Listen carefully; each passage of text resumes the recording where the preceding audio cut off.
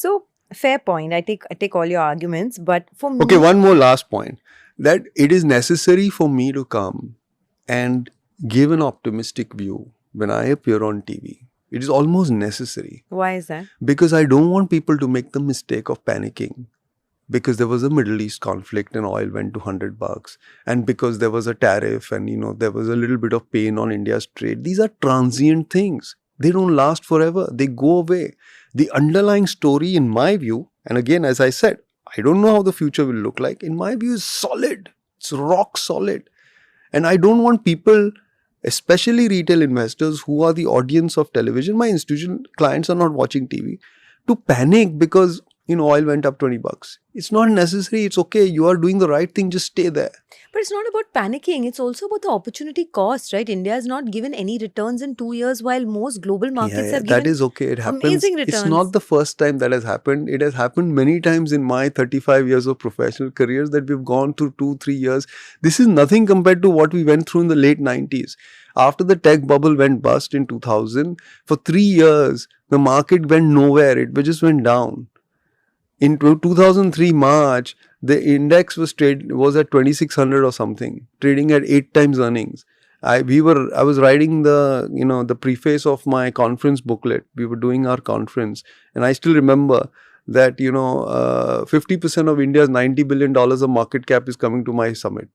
Please come. $90 billion was India's market cap. We've been through rough weather many times. We've been to worse. I mean, people cite currency. They forget what happened in 2013. The currency went down 20% in a month.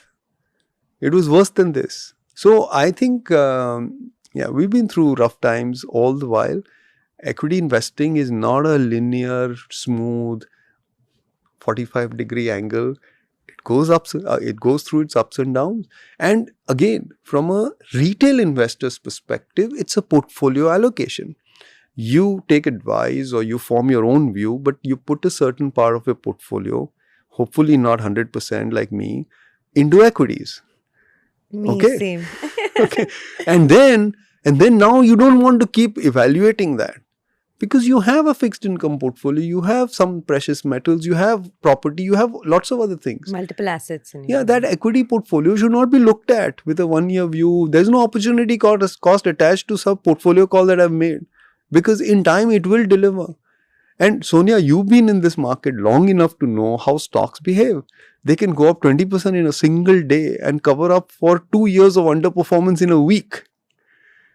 Nobody on this earth can predict that. Equities is something. That's why I'm not so gung-ho that AI can replace human beings in the equity markets.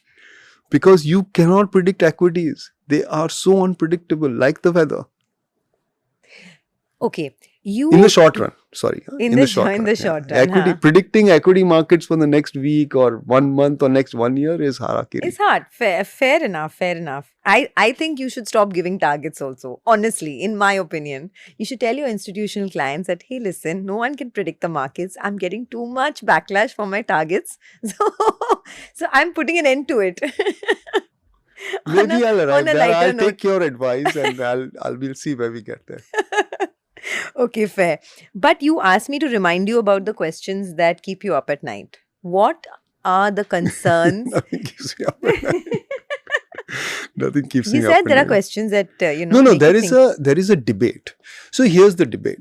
The debate is that India's fertility rate has dropped over the past few years. And we have now gone down to 1.9 or 2. And we've arrived at this fertility rate faster than a lot of other economies and clearly before our per capita income rose. So the debate is our demographic advantage going to fall off? And therefore, we will not arrive at prosperity by the time our population starts declining. See, you have to do all this before your population declines. Now, let me just go a little bit left here because this is also the AI debate and the debate on actually more than AI, embodied AI, which is when AI goes into machines and then machines start doing work in place of human beings. So the example I give is like I saw this robot in China last year, and this robot, Sonia, can mop the floor, it can clean your utensils, it can prepare a cocktail, it can fold your clothes. And, I told my wife that, listen, I found this thing, you can abuse it. It doesn't need vacation, just needs charging overnight when you're sleeping. And most critically, will not ask for a loan. My domestic help is at risk. So embodied AI is a clear threat to the workforce. So what's the use of India's demographic position, which is that we have a growing workforce? What do you do with people if suddenly machines are going to take over people's work? So the answer to that, so I'm answering that, then I'll go back to the fertility debate. No, and in fact, you're right, because I was reading this article about how low paying jobs are at very high risk because of AI. It's not just domestic help, but even if you look at, say, banks, for example, right?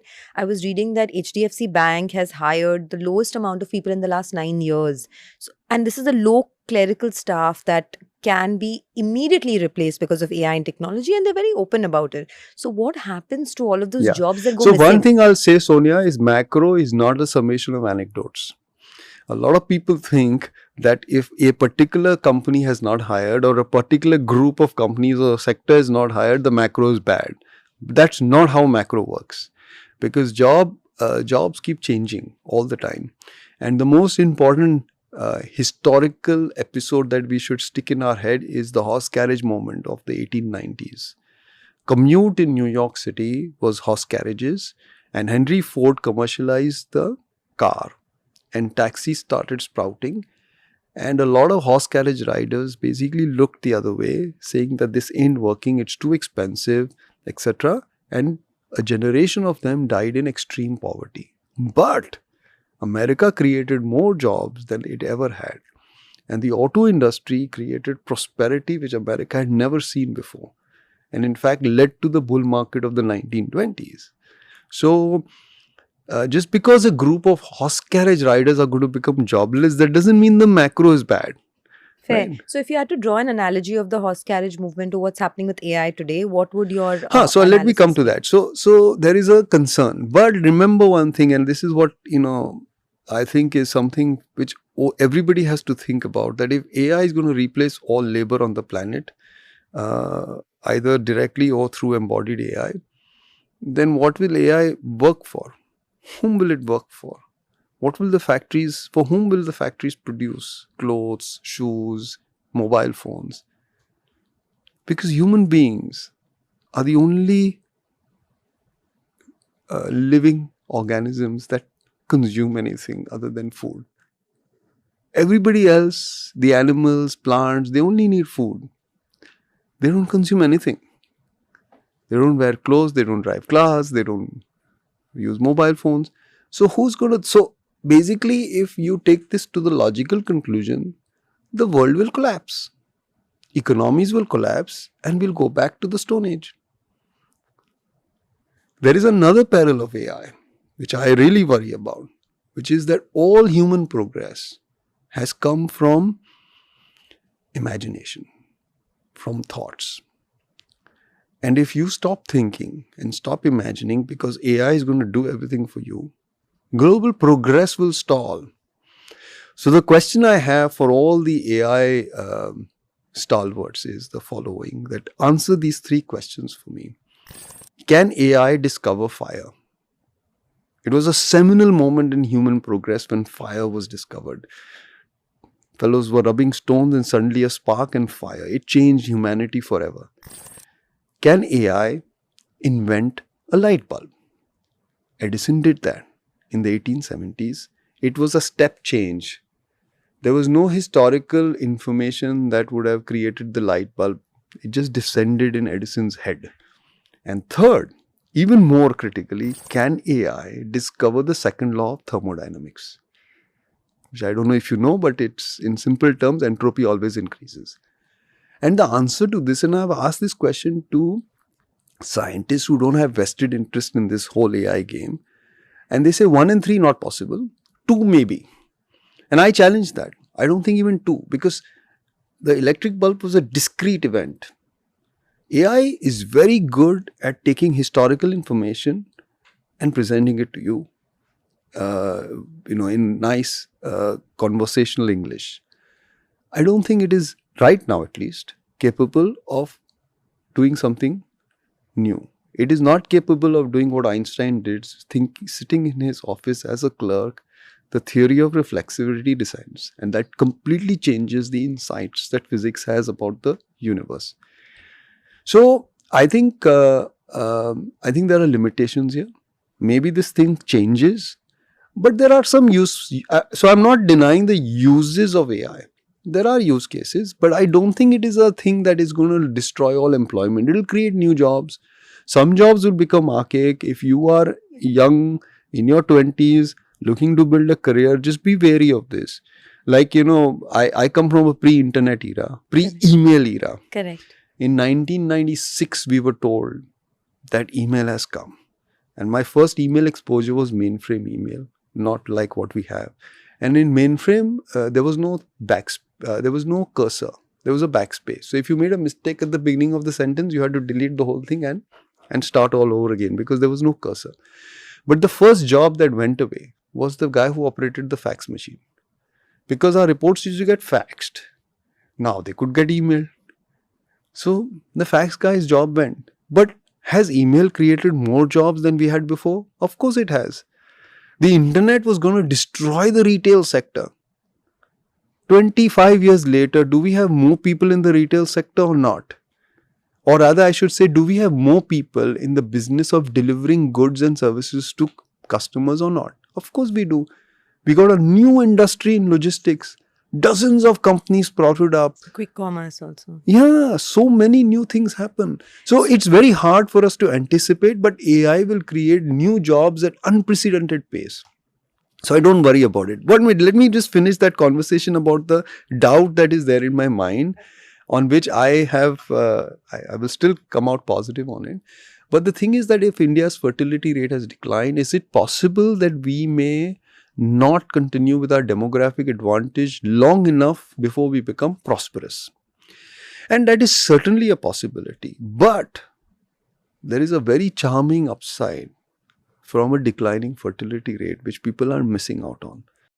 So I'll explain this. So when your fertility rate was high, essentially in India, women, and this is not only India, it happened everywhere on the planet, when fertility rates were high, women could not work. Because you were basically taking care of the kids. Somebody had to stay back home. And the way society works is that the woman stays back. That's unfortunately how society works. By the way, you have to go back to ancient human history. The fact is, because as a species we walk, therefore our babies are born much before they should be.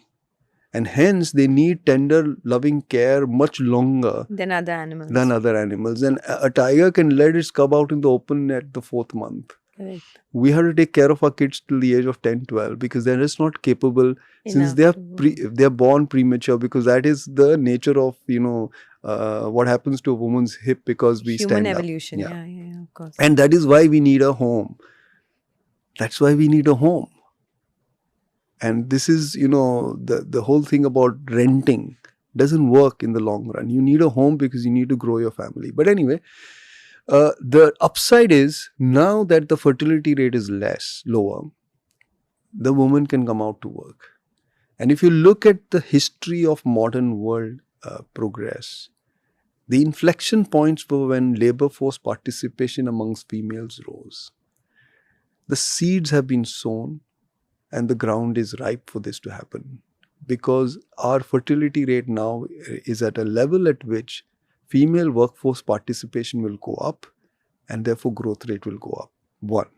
Okay, Second on that, I was recently reading a report from NSO where they spoke about this, about women labor force participation in India. And as you rightly said, almost 60% of the respondents who are women who are out of the labor force said the reason they're out of the labor force is because of, child care and elder care and home care and work. So even if the fertility rate reduces, the women who are still giving birth, right? If they are not supported enough, and I'm just asking you the question here, is enough being done for them to come back into the labor force? Because the participation rates are still quite low if you look at it compared to the rest of the globe, Yeah, but up a lot. compared to Where India. we were. They're rising. And of course, there are challenges. And in an urban setting, I think there are better facilities than a rural setting. And those will get overcome. But the fact is, the biggest impediment was that I don't have kids to take care of. Now, there is another consequence of this. The biggest financial burden on any couple is grooming and raising their kids. If you have fewer of them, you spend fewer resources on your kids. You have resources to do other things. So, on both counts, this is extremely bullish for the next 20-25 years for India.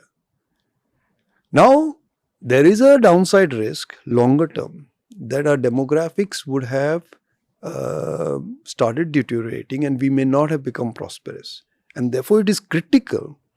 And this is where, I do applaud the Prime Minister. 2047, very explicit target. We want to become Viksit Bharat. And mind you, if you achieve that, then that tail risk of declining demographics will not bother us. But if we don't, then it may. So the next 2 decades, I think, are very critical for India. We need to do a lot more at any point in time, a lot more than what we are doing. And there's a lot of policy effort in that direction. And there is a risk that we will not make it. And there is also a risk that we make it. I will remain an optimist that we will make it.